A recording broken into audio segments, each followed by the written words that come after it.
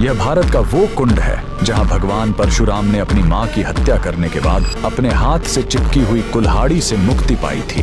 यह कहानी है महान ऋषि जमदग्नि और उनकी पत्नी पतिव्रता रेणुका की। कहते हैं रेणुका हर दिन नदी से कच्चे घड़े में पानी लाती थी और उनके सतीत्व के बल से वह घड़ा टूटता नहीं था। उनके 5 पुत्र थे जिनमें सबसे छोटे थे विष्णु अवतार परशुराम। एक दिन रेणुका ने नदी में कुछ गंधर्वों स्वर्ग के संगीतकार को जल क्रीड़ा करते देखा। उन्हें देखकर एक पल के लिए उनका मन मोह में पड़ गया और उसी क्षण उनके सतीत्व का बल टूटा और कच्चा घड़ा टूट गया। जब वो आश्रम लौटी तो ऋषि जमदग्नि ने अपने योग्य बल से जान लिया कि उनका मन भटक गया था। वो इतने क्रोधित हुए कि उन्होंने अपने पुत्रों को आज्ञा दी, अपनी मां का वध कर दो।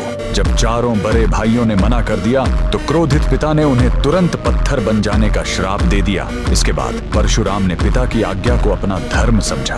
उन्होंने भारी मन से अपनी कुल्हाड़ी उठाई और अपनी ही मां का सिर धड़ से अलग कर दिया। उनकी आज्ञाकारिता से प्रसन्न होकर जमदग्नि ने वरदान मांगने को कहा। परशुराम ने तुरंत अपनी मां को फिर से जीवित करने और साथ ही पत्थर बन चुके अपने चारों भाइयों को भी मुक्त करने का वर मांग लिया। सब फिर से जीवित हो गए, मानो कुछ हुआ ही ना हो। लेकिन कहानी यहीं खत्म नहीं हुई। मातृ हत्या का पाप उस कुल्हाड़ी पर एक दाग की तरह चिपक गया और वो उनके हाथ से अलग ही नहीं हो रही थी। उस पाप से मुक्ति पाने के लिए वह दर दर भटकते रहे, लेकिन कोई भी तीर्थ उस कुल्हाड़ी को छुड़ा नहीं सका। अंत में वह पहुंचे पूर्वी हिमालय की लोहित नदी के किनारे और जैसे ही उन्होंने इस कुंड के जल को छुआ, चमत्कार हुआ। कुल्हाड़ी अपने आप उनके हाथ से छूट गई। यही पवित्र स्थान आज अरुणाचल प्रदेश में परशुराम कुंड के नाम से जाना जाता है। आज भी हर साल मकर संक्रांति पर हजारों श्रद्धालु यहाँ इस विश्वास के साथ डुबकी लगाने आते हैं कि यह कुंड उनके सारे पापों को धो डालता है, ठीक वैसे ही जैसे इसने स्वयं भगवान परशुराम को पाप मुक्त किया था।